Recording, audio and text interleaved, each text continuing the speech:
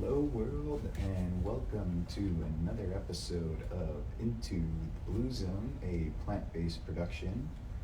Today, this morning, I'm blessed by our special guest, recent professional top 100 golf teacher in the country, Mr. Joe Plecker, and my lovely mother, Miss Simone Heyman. Guys, thanks so much for joining the show. Our pleasure.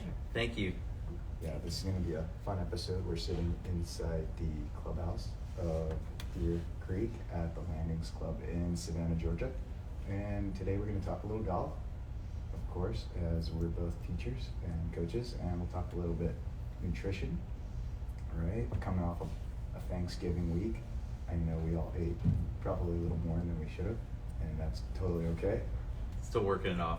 Yeah, so, Joe, you were recently nominated and honored on being one of the top 100 golf teachers in America. That's so awesome. There's Thank so you. many Congratulations. teachers, that's such a big accomplishment, I'm sure. It's something that I've done this now. To be a golf magazine top 100 teacher in America is it's a great honor. It's something that I never thought about getting when I started down the road of coaching. And what is great about it is that you apply every 2 years. And so I was nominated to be a top 100 coach and rejected a few times.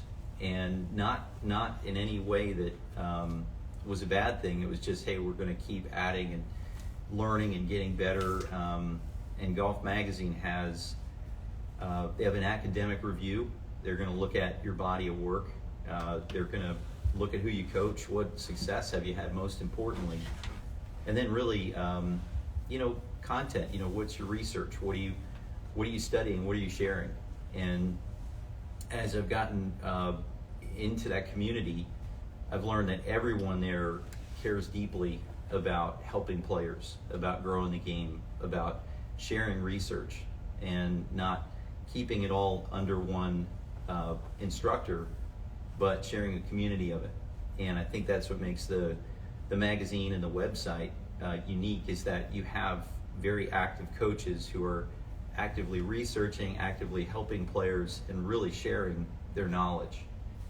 And so getting a chance to be a part of that community has been a dream in my career, and something I'm very proud of, but something you have to keep contributing and earning. And so this is my third time being named to that list, and there's no slowing down.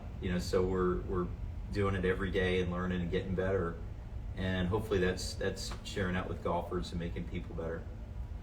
And did you ever aspire as a young, I'm 31, coaching volleyball. I started my own club volleyball team at High Point University. Kind of recruited, been coaching kids, juniors, really high level kids like yourself. Did you ever aspire to be in this kind of club and status with your coaching when you were younger, or you just loved coaching? It's a great question. So I there was nothing like that. When I started, I like to say I started coaching full time when it was not cool. There was not a lot around it. And it was very analog in the sense that you'd step out on a coaching tee to watch a top teacher teach, and that's what we did. We learned by observing, and we still do. But at that time, you go find someone who's a great coach and watch them, and then take away some tidbits from that. But I learned a lot from method coaches, how their methods worked, and then how to apply it to certain students. And somewhere along the line, technology came into the game, and we started to use radar, high-speed video cameras, 3D. We use pressure plates on the ground. But I have this very old school beginning that I began in golf where we didn't have any of that. And we just learned through some really common sense about ball flight, what's happening with the player. The clubs fit right. Does this golfer have a shoulder injury? Are we hitting off of Bermuda or bent grass? Is it windy? These things. So the idea that I have a foot in that world before pre-technology, I think was very helpful for me. And we love technology. It makes things go faster and we can assess it, but getting a better sense of communicating how the best teachers in the world related to humans was what I observed, and that's something that I think came from pre-technology, learning how to do that, just communicate. And then you just showed us the awesome bay that's being built at Deer Creek. So there's 6 golf courses at the Landing Club. You're now the director of all of golf, and I'll ask you a little tougher question in a little bit. What the technology that you're talking about, elaborate a little more on what they're doing at Deer Creek that you just showed us. Yeah, so golf performance centers are standard for a lot of great golf clubs, and we have at the Landing 6 courses, 4 clubhouses, a couple thousand golf members. It's huge, and we have a year-round climate, but we also have a need for advanced technology, for better coaching programs, for better club fittings. We have a lot of tournament players and also brand new golfers that want to know what to do. And by creating a controlled environment, we accelerate the learning process. And we have myself as a director of instruction. I do all the coaching programming. We're going to have additional coaches, club fitters, and club repair folks here, but that needs a center. It's really hard to do that if you go out and you've got 6 people on a team and we don't have anything under a roof. So if it rains, it doesn't work. So every top center you go to, it has certain technology. Cameras, easy, right? Cameras have evolved hugely. Your phone is so much better. It's unbelievable. When I started with these old VHS, recorders, right? We're rolling tape back, and it's all grainy and fuzzy. And then we'd go to digital, and then we found, okay, digital cameras weren't fast enough to see the swing. And then we're talking about high-speed cameras, and then our iPhones passed what cameras you could buy in the store. And so cameras then evolved to work with radar. Radar is TrackMan, and that's ground-to-air Doppler radar. And the people that invented this to track golf balls said it was easier to track a missile than a golf ball, because they kind of knew where a missile was going.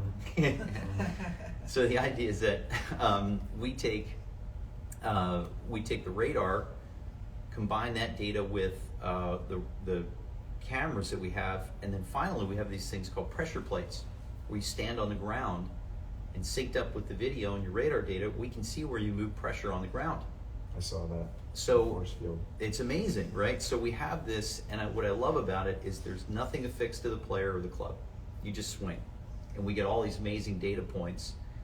And when we're coaching correctly, it becomes a very simple, precise element that we're changing that gets instant results, and it's long lasting, it's formative. So it's been really cool to be a part of and bring it to the club here. Well, Mom, let's get you into the fold here. Now you have no seasonal excuse when this gets finished. That's it. That's and true. You know the head director of golf at the Landings to practice. Yes. I don't know if you ever seen her play. She's pretty good. Yeah. Teaming up once a month. That's pretty and good. Starting at 60. Good 50s. 50s. More so, yeah. Maybe we could help you break 100. I've done that a few times, so looking forward to it again. Yeah. Okay. A few times. Well, you got to take advantage of your resources here. That's true. Thank you. Joe, where do you rank the Landings as a golf community? It's unbelievable how unique it is, and I'm a second generation PGA golf pro. My dad is a retired club pro, and my father was a head golf professional for nearly 50 years. Wow. And I've worked for him in a private member-owned golf club, pretty traditional 18-hole. And then I've worked at some big places like Ocean Reef Club in Key Largo, which is kind of a private and resort club, and some mega clubs, Baltusrol in New Jersey, the Baltimore Country Club in Maryland. And here, the Landings is so incredibly unique because I've never seen something so big. It's huge. There's 6 golf courses, 4 different clubhouses, and the staffing of that alone makes it enormous. Then you put together our programming, which unifies all these efforts, which has a lot of coordination, a lot of behind the scenes between, marketing, accounting, communications, follow-up. And so there's a tremendous harmony between the departments that's been present in other places, but here it's essential. And so I think the teamwork of the club is great. From the member side, and hopefully the user side, is pretty seamless, and it looks effortless. But I can tell you on a day-to-day basis, there's so much going on here, and it's an aircraft carrier size golf operation, which is amazing. Yeah, I can totally relate. Yeah. Coaching beach volleyball in San Diego for Wave Beach, we're one of the biggest beach volleyball clubs. And no matter what you're doing, once it gets to a certain level, it gets every day from the time you wake up to the time you're going to bed. It's kind of a lot of moving pieces, as my boss says. Yeah. And Joe, you have, all the clubs have ranges, and all but one have two ranges, the front range and the back range. So there's a lot happening there, a lot of balls flying in the air. I haven't done the math, but if you think of how many golf balls get hit on these ranges a day, it's mind-blowing when you think about it. So, and we might have a frost delay here and there, like the other day, but there's really, you can hit golf balls every day here. And so that in alone, we'll do the math, I'll get back to you on that, we'll have to think about that. But it's again a huge sized operation, and it runs pretty seamlessly. Could we quickly just touch on the cost for golf outside of the landings? There's just a lot of successful and affluent people here that can afford such an amazing community of golf and amenities. What about the price? Maybe not even for a round of golf, just to hit balls. I pay $12 or $14 in Del Mar. It's pretty expensive to live in Del Mar. Do you think we could adjust the cost to a lower affordable price just to hit balls, not even for a round? Yeah, and there's, if you look across the country, and there's been a lot of cool programs. I know that there's one in California near you. It's Save the Munis, right? And there's a Goat Park in San Francisco, I think, is they're trying to save it, and because they want to keep golf affordable, communal. People that live and work together can go all have this experience of golf together at a low cost.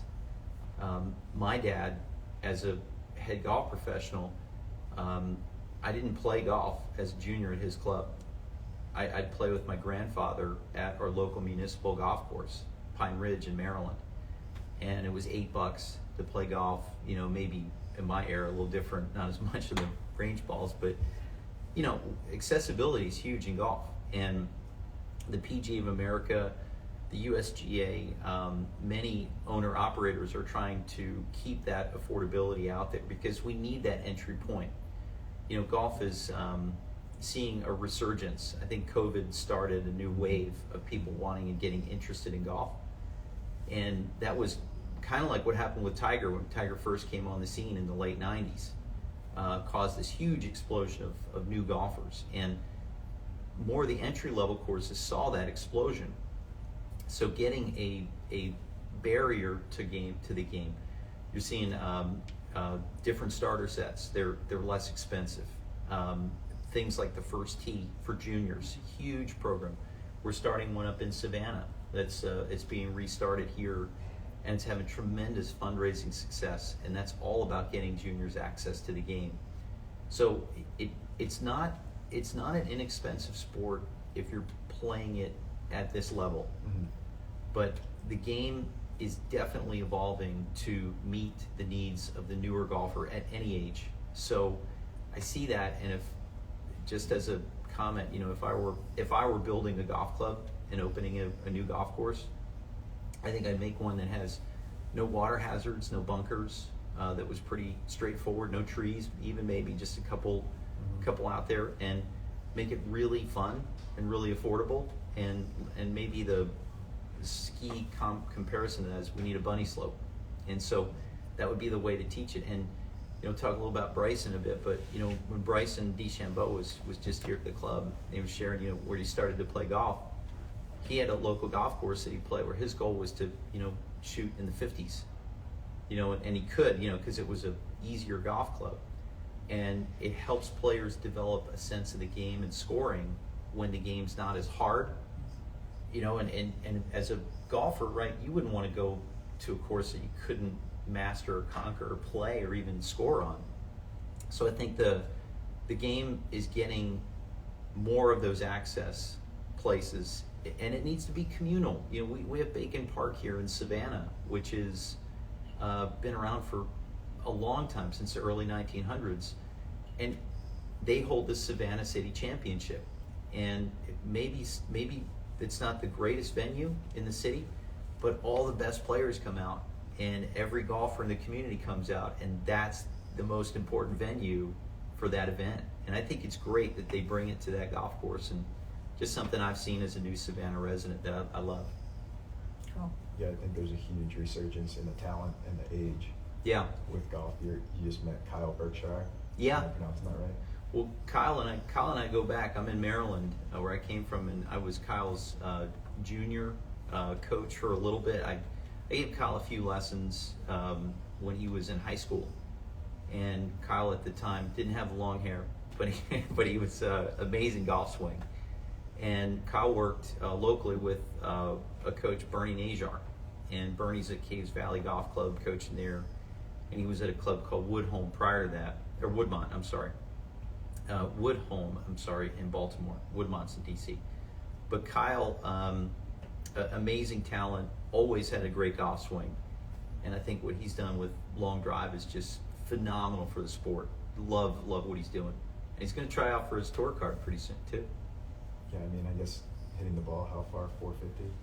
What is he? What's his long drive? Well, I think he's in the 440s when he did it, and we've seen him live and in person, and it's stunning that the swing speed, the ball speed. It's just I think his record is 162 miles per hour clubhead speed, which is if I do the math, that's about 240 miles an hour ball speed, which is ridiculous. It's amazing. Yeah. Yeah. That'd be cool to see him on tour. I think it's possible because the length of golf courses are amazing. I've been around enough, and you see these major venues, whether it's Oakmont or maybe it's Olympic, in California, or Bethpage Black in New York, which is amazing. And these lengths are so unfathomably far, and you look at how the prerequisite of a tour professional, a male tour professional, is really you've got to advance the ball a long way off the tee. Now Kyle, to his advantage, that's boxes checked. And now I think it comes down to creativity and his shot making. You've driven it 360 yards or whatever, but now we've got to hit a touch shot. And that's what makes golf unique. We can't all just hit every shot full. You can off the tee, but then you've got to start to work trajectories and spins and hole locations and wind, lie changes. So there's so much that goes into scoring that is different. But I think Kyle's got an amazing chance. I really do. I think if he's got I think he has some great advice, and he's going to keep building. But he's one of the most dedicated golfers that I've ever seen. He's so completely focused and engaged in what he's doing. I wouldn't put it past him. Kind of reminds me of a real life Happy Gilmore. Truly. That'd be awesome. Well, he changed the swing, didn't he? We all, the Happy Gilmore, the walk up, right? Mm-hmm. And Kyle, rocks from foot to foot. Little Matthew Wolf. Yeah. Kind of rocking, dancing before he hits. And so I love the breaking of the establishment. What should it look like? It's again, back to the era that I started in the game of golf, we were all hammered into the same mold. You had to look the same. The swing the convention was shaved, short hair, and part your hair. And in the swing, keep your head down, don't lift up, stay back, and all these these norms that were, as we just took them as, well, I guess that's how you do it. And we've broken this distance barrier, and you're seeing how the ground forces, right, how we move on the ground look different. The speed, the development of speed in players like Kyle and Bryson, at 140 mile an hour driver speed.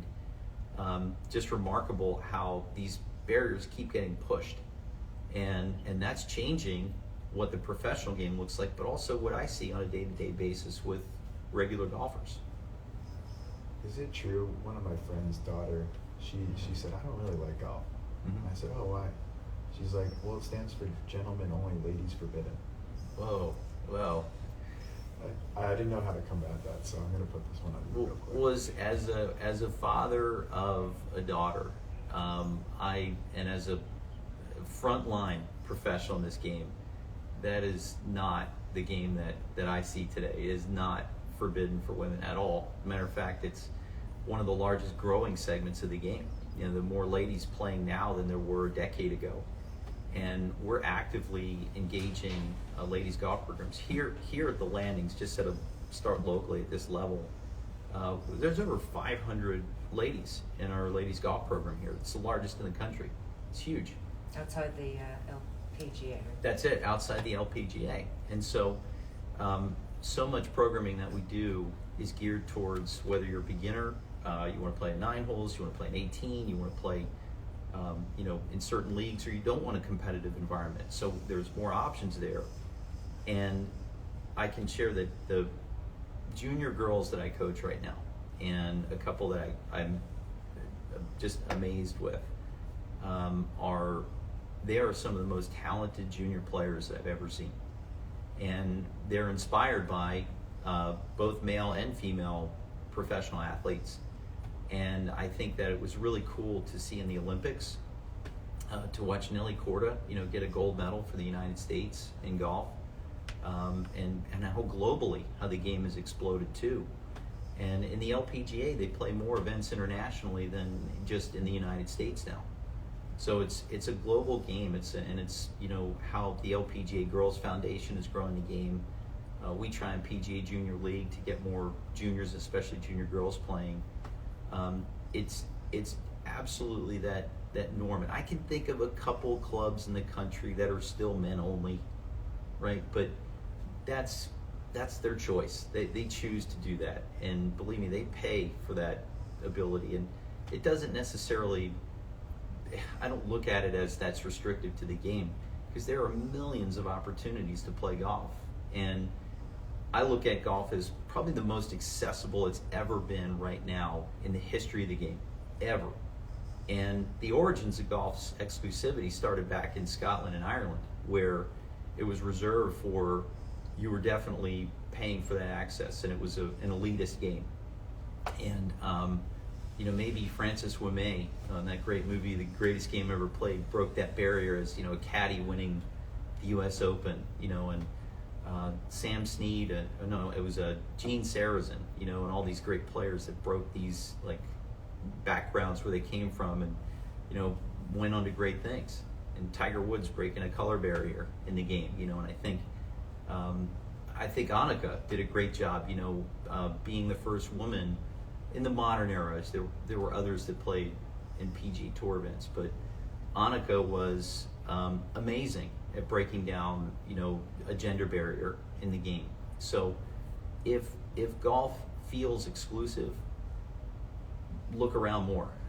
There's a lot more programming out there, and I think it might still be happening in some areas where it doesn't feel like there's those access points. But I can tell you, we're all about engagement, opening up the game to more people, and making it accessible, especially to girls and ladies. Awesome. That's good. It's good to hear. I'll have to relay it. Come on. She's a sassy little 13-year-old. So tell her to call me, and we'll get this straightened out. All right. She just might. Cool. So last little golf thing, and then I want to transition more to a little bit about our nutrition, because we're always focused on health and wellness, and me being an athlete and a coach. I want to integrate some nutrition talk. What was the biggest takeaway you learned from DeChambeau when he came? It was just last week, right? Yeah. A week and a half ago. Yeah, so Bryson was here last Saturday for practice, and he was visiting a friend and needed a place to practice. His tour rep said, "Hey, where do we send him?" And we came here to the landings, and it was great to host him, have him here. That's awesome. And it speaks volumes that he comes here. It was a great connection to make, and I think it was really, really neat because just the week before, we were in Pinehurst for the Golf Magazine Top 100 Teachers Summit, which is a great gathering of all the coaches. And Bryson's coach, Chris Como, was in person, and in a segment was on stage and had Bryson zoomed in. We had a big screen and was a live conversation with DeChambeau. And they talked a lot about, getting ready for the match, maybe what the long drive, he was recently in the World Long Drive competition. And then what's it like? What's training like? What's the practice regimen like? And so having that experience of watching, it was great to continue the conversation, and he could not have been more engaging or open about it. And we had a lot of tech out. He had his Foresight unit to check the radar. I had my TrackMan behind it, and we're talking about the warm-up sequencing and how he gets to 140 miles an hour club head speed and what type of ball flight he uses. But a couple of takeaways. One, no days off. Always has to hit golf balls every day, and so no days off. Another was the precision in the practice. What is the purpose? What am I doing out here? Sequencing up to getting speeds up to a certain point, then getting a certain type of ball flight out of it. Very purposeful. And then what's next? Is it a workout day? Was it a heavy lifting day? Is it going to be changing that practice regimen a bit too? So very, very orchestrated, very coordinated efforts, lots of thought into it, not just hitting a ton of shots, but just what are we working on to get ready for the next thing.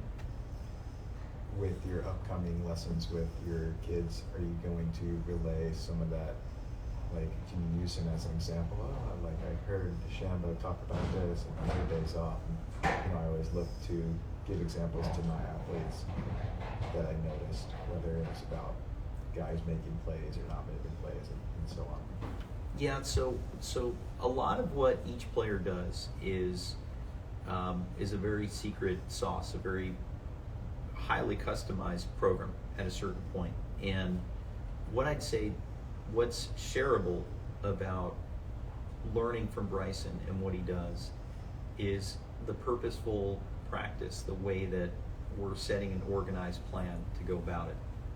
Now, I think that you could say for distance, there are also some well-known things about increasing backswing speed, using the ground to load in and push out of. We call that verticals, how to literally jump, get taller when you're hitting the golf ball.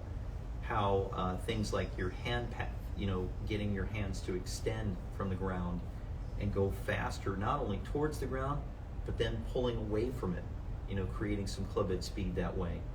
Are all things that you go, hey, this is what's all maximized. This is why we're seeing it in Bryson.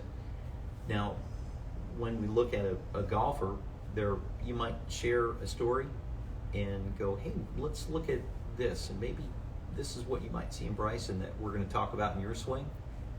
But there's really not any one athlete I'm going to go, let's sit down and copy this.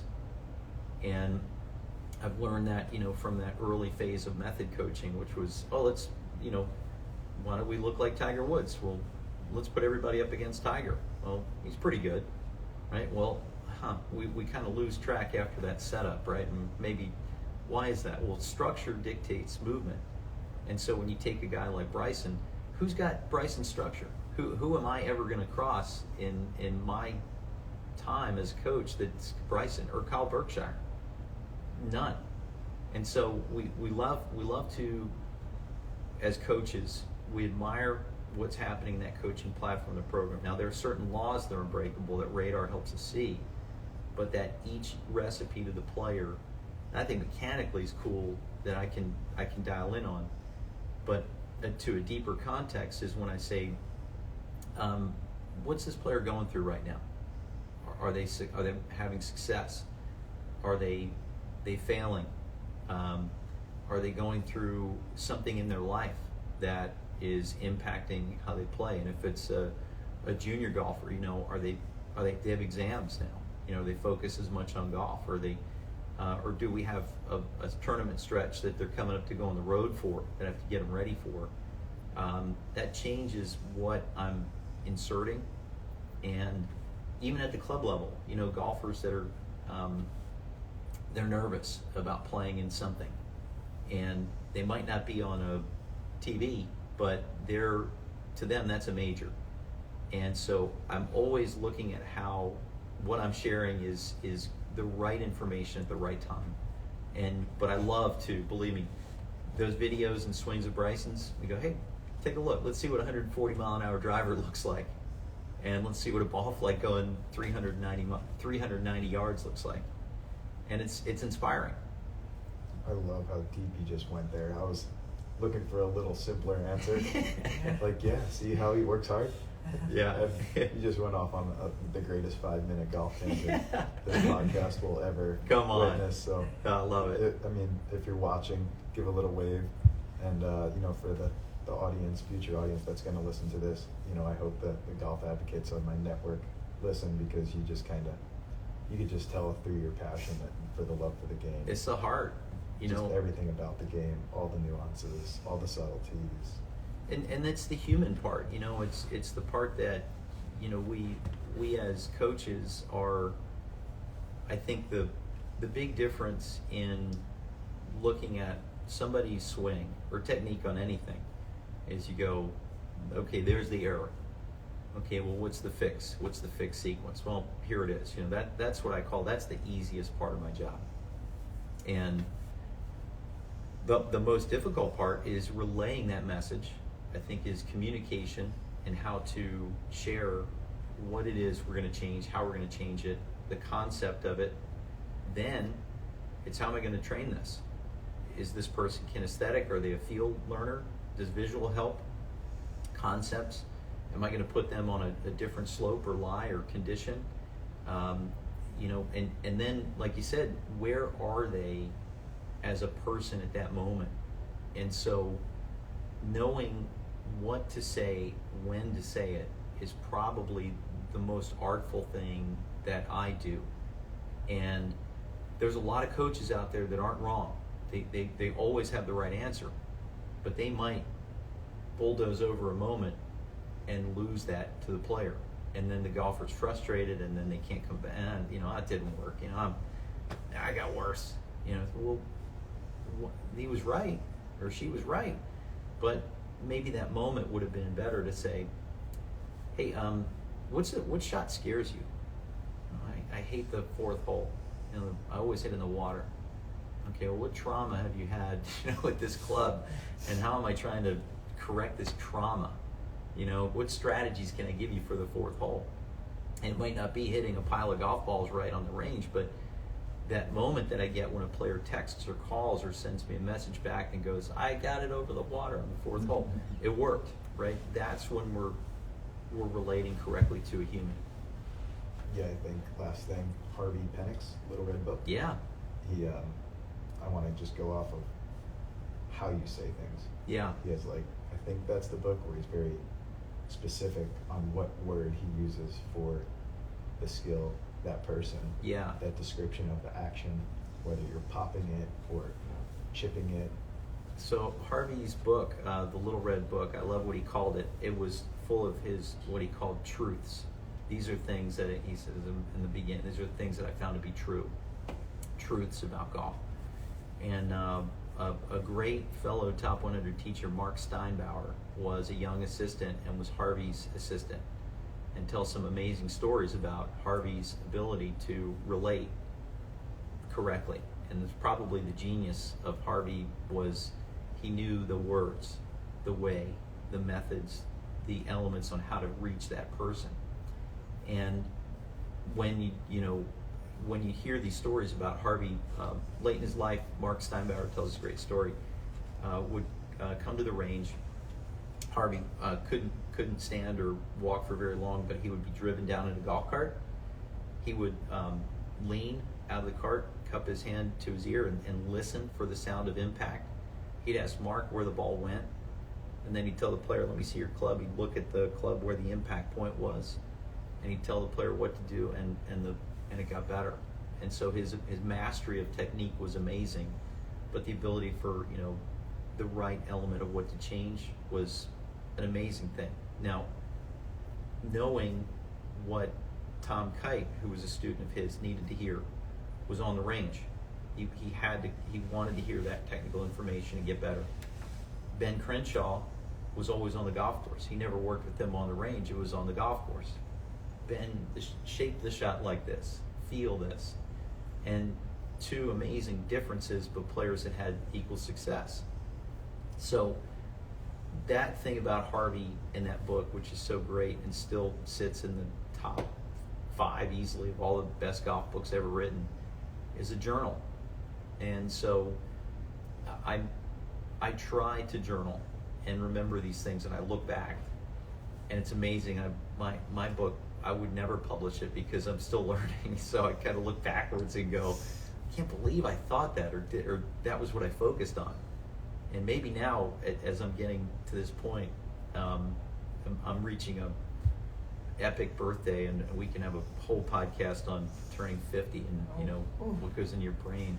But when you reach a point, you go, okay, technically I can see what's wrong, but relatability wise, conditions of a human, what that person needs to hear at that moment might be the skill that is opening up for me as I get into this point.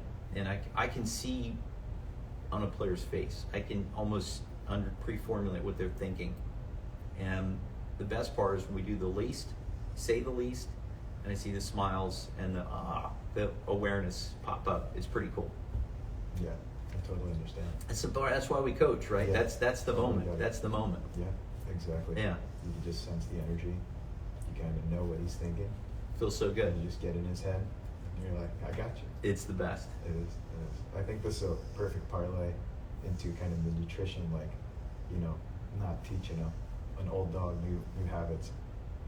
You alluded to that. You're turning 50 soon. Yeah. And that you're still kind of figuring out your coaching ways. I'm sure you're kind of settling into some of your philosophies that you kind of your core. Yeah. What to do and what not to do and how to do it, and how to breathe. Totally. Have you transitioned your diet to more of a vegan, plant-based lifestyle? Yeah, and it was a lot of different influences that I think were like, why am I not doing this? Why am I not looking into this direction? And for me, it had a lot to do with it was kind of a silly moment. I guess it was like the end of a day, and I was like, I think I ate like 5 animals today. I had like all these different meats, and I'm like, it wasn't bad, it wasn't that. But thinking, I was like, I wonder what it would be like if I cut that down to 2 or 1. And then, okay, now I'm this close, what's it like not eating meat, and going in this route? And, for me, it's been, it's definitely nature, growing up around and nurture in my house, that was just what we did. If you're hungry, bacon and eggs. Okay, next at lunch, have a ham sandwich. What's for dinner? We're having a steak. Okay, well, that's what you ate. And my grandmother, God rest her, I love my grandmother. The house, it was meats and 2 sides, right? That was it, every meal, and that was it. But getting to now, where for me, we're on our feet as coaches all day, and I can't sit down and eat meals. Like I'm much better grazing throughout a day, and fruits and nuts and salad and things that I can keep in a more consistent diet. For me as a coach, it's better, and kind of modeling how to my students as well. Like, this is part of the deal. This is part of what we're going to do in training, getting ready. If you want to go that extra step, well, what you're putting into your body has a lot with what you can produce. Why is it in a round of golf? Why is it more like a marathon than a sprint? Because you're out there a long time. You got to keep your focus up, but you have to burst. You have to hit a ball. You have to hit a massive drive. Then you have to relax and focus on a putt, and you got to go back and hit a drive again. And the mental output, along with walking and moving, puts a huge physical strain on what you can do in that endurance. And in practice, what you can maintain and sustain. So how it's changed for me was I'm close enough to getting to this point, and I want to keep going in this direction of kind of eliminating eating meat. And then it was for my students to go, okay, well, this is really working for me. Try some of these better supplements. Try snacking on something different. Don't eat things that are going to take away from all the hard work you're putting into your game. And so it's trying to be a better coach, better person for me physically, but then also trying to do some modeling for my players. Love it. I think better people, better athletes. So if we're better people and we're doing our part, we're going to be a better athlete, we're a better coach, and we're just going to pass the torch to the kids we're teaching. And like you alluded to, if my kids are going to practice and then we're going to have a tournament, I want them eating the best they can eat on the day of the tournament, not the complete opposite. And for many years I saw on tournament day they were eating the worst things possible. And I was like, this doesn't add up. So we got to kind of slowly educate and encourage and tell them what to eat instead of what not to eat, because they don't know. The kids don't know, the parents don't know the traditions. That we're kind of seeing, that you're talking about, the barriers that we're breaking through golf. I think we're breaking through food too. And it's completely agree. It's really refreshing. Ma, let's get you in the mix real quick.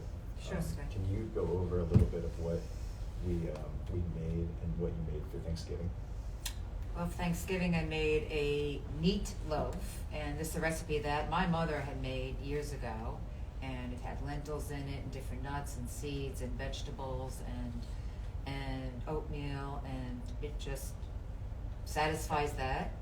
We had lots of different vegetables. We had a sweet potato that had nuts and other berries in it, and mashed potatoes with some vegan butter for change, and some homemade cashew milk that I whipped in there, and what else? Oh, the spinach pie recipe, that souffle that my mother-in-law had made years and years ago, and I converted it to organic ingredients, say 20 years ago, and then just changed it up and just putting all vegan, yes, somewhat slightly processed, but compared to what, and for how many times a year that we have that, it just is, a standard favorite. And homemade cranberry sauce, everything is basically homemade, and even gravy. And even a friend said, or a relative said, oh, I really loved your gravy was really good. And that person ate some traditional food as well. Other people cooked it, and I had nothing to do with that part of it, but we had 10 people around the table, and we had 5 and 5. And it was good to be at least on the even side. And a lot of times we have people come over and somebody has to bring their own food because I don't have that in my house, and that is fine. And we're starting a big movement out here with Plant Strong of Skidaway Island, and appreciate you being part of that. We have a panel discussion coming up next month, almost next month in January. Going to have some professionals with that on the panel, and some other people in the community, so we can help educate and keep this going. I have a plant-based ladies evening at my home in a couple of weeks, everybody bringing some other part of the dinner to get together, because things are changing and we need to be the voice of change, because if we don't do it, who else is going to? And this is something I'm passionate about, and there's a purpose behind it. And even though we may have eaten a little bit more of that food this weekend, I'm not looking to lose 5 pounds this coming week. It may be just 1 pound. And that's a big difference for a lot of people. It's a big difference for women. And as we get older, it's not easy. And we just need to keep plowing forward and keep it going. And love to meet your wife, Bridget, and get to know her and some of the other professional wives of the guys that I know out here. And just keep educating adults so that they can properly educate their children and prepare for them. People said, oh, it takes time. It takes time to make anything. It takes time to cook anything. Nobody just opens a package of chicken or steak and eats it raw out of the package, okay? So let's not fool ourselves that we can't put a squash in the oven and can't put a potato in the oven and load it up with some other veggies and some vegan sauce and make it a dinner. It's just not acceptable. And I know women that don't cook, but they eat. And then everything has to be cooked as well. And there's a lot more available these days. You need to look, you need to hook up with us so that you can get better and healthier and not have it be the issue or not have it be the symptoms that are part of the problem in our health. I mean, we have so much in this community that takes care of our physicalness and our mental gain. But what we're putting in does not make sense. It just totally contradicts that. And you know, there was a saying years ago, and I just saw Ocean Robbins. Do you know Ocean Robbins? Mm-hmm. John Robbins' son, the founder of Baskin & Robbins. Yeah, they're plant-based people now. And he said, you know, it's not, it used to be the expression, you are what you eat. He says, well, it's not what you eat, it's what you digest. And I have another expression of that, and it's not what we eat, it's what we eat that becomes a part of us. You know, it used to be, you are what you eat. No, what we eat becomes a part of our bodies. So do you want that Twinkie to become part of your body, or do you want that apple to become a part of your body?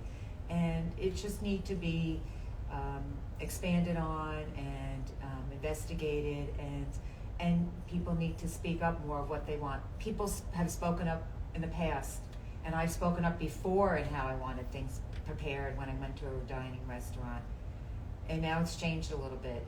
And it doesn't have to be so elaborate. It just has to be good, and that's what we need. It's seasoning, it's flavors, and wholesome flavors. And I'm glad to have you part of this and taking the time to join us. And I know Sky has a couple other questions to ask of you as well. So. Thank you.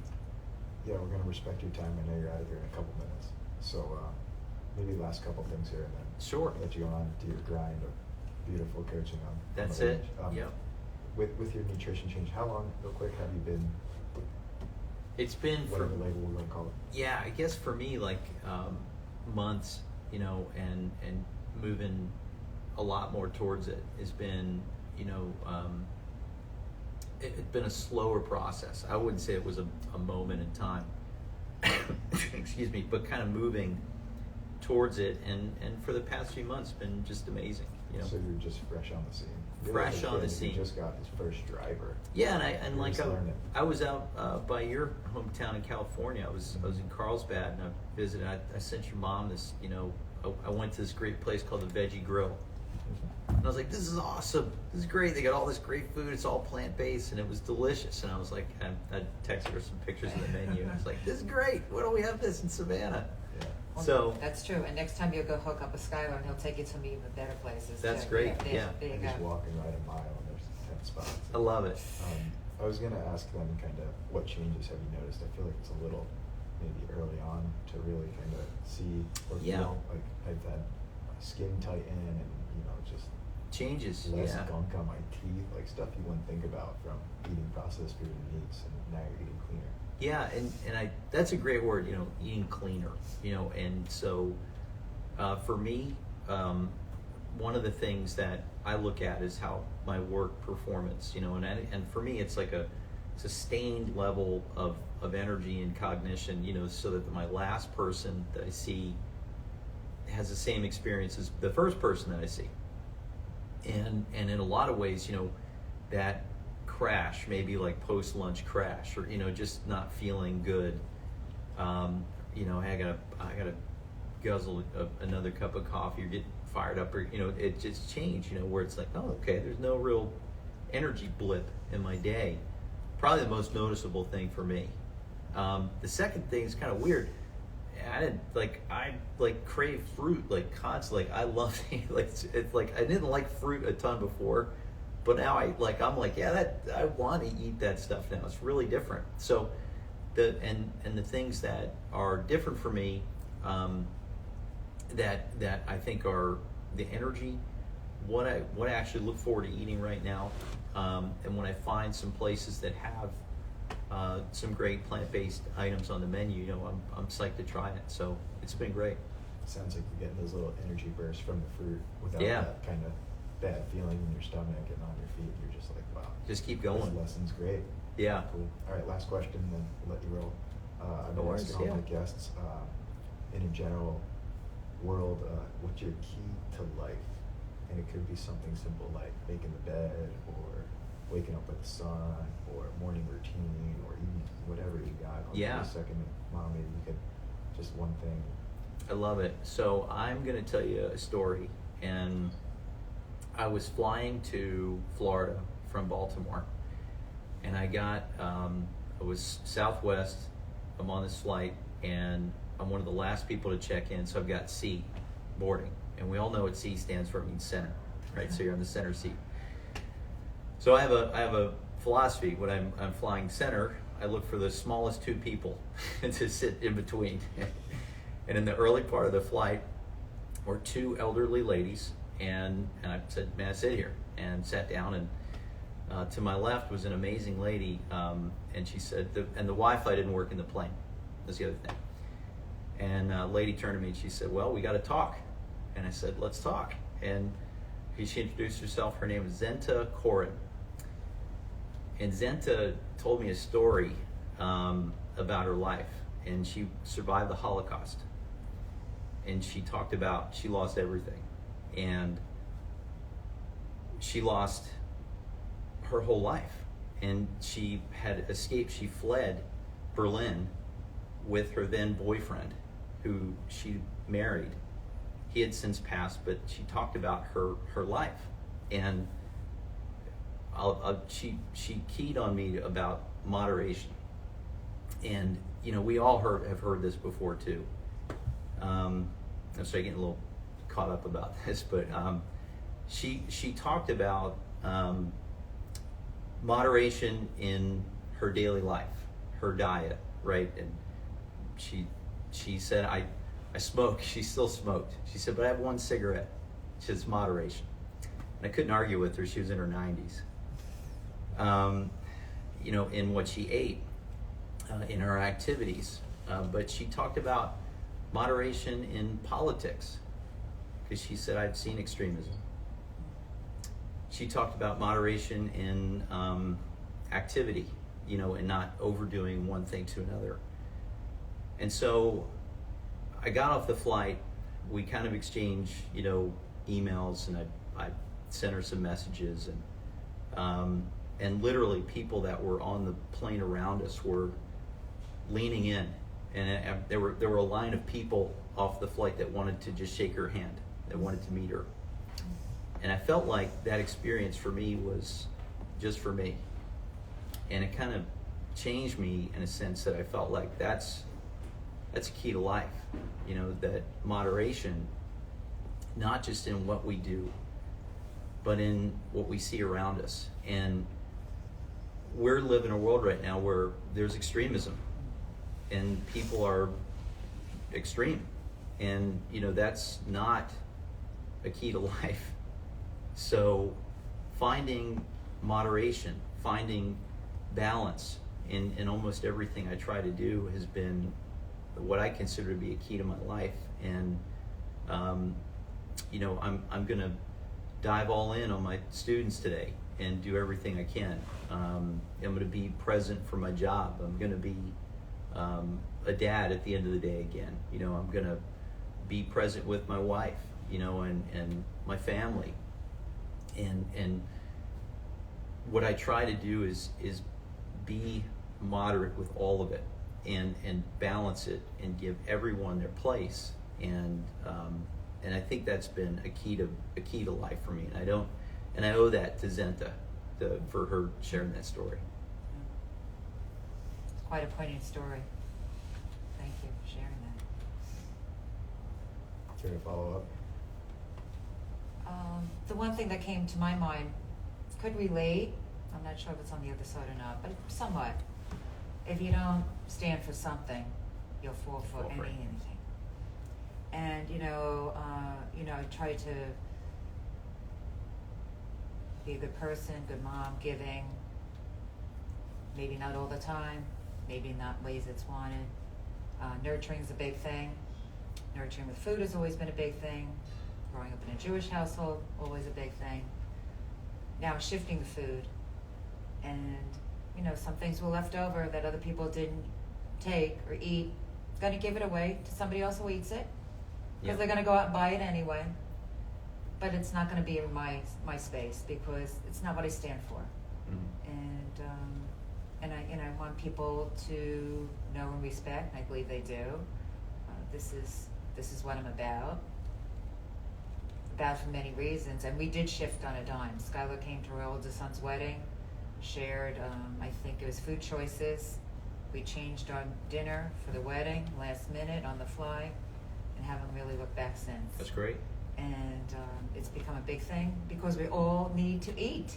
We don't need to drive golf balls every day for those who play golf, but we all need to eat food. And what is real food out there? And there's just so many words that got jumbled up, and with healthy and health and nutritious, and the experts sometimes don't even know, just like they don't know on some other things going on out there. The numbers seem to prove it in a certain way. Yeah. And I'm just going to stick with what I know with food, and some of the top doctors that I've seen and met and heard of, and it's great when your kids can make such an impact in your life and change great. your life in that way, and how you want to pass it on now to a next generation, to our grandchild, and have him consume and eat more that way, because we can change our taste buds. Yeah. When we change our food, the cells in our mouth, when they go shed, change our taste buds. So it is possible. And if you have to fool yourself and fake it till you make it, by all means go right ahead. So Yeah. thanks for being part of this. My pleasure. This movement. My It pleasure. is a movement, really. It's not going away. It's not a fad. It's a movement that changes things, that changes the direction of the world. And it's got to start with one individual and keep on going. Believe me. Thank you. Yep. Love it. Straight from the heart. Yep. Awesome. Joe, thank you so much. My pleasure. My Again, pleasure. This is a plant-based production. You've been listening to Into the Blue Zone, and special guest, Joe Plecker, Director of Landings Golf, PGA Master Golf Professional, and co-founder of the Swing Index. Thank you. Thank you very much. All right, have a good day. Thank you, Joe. All right.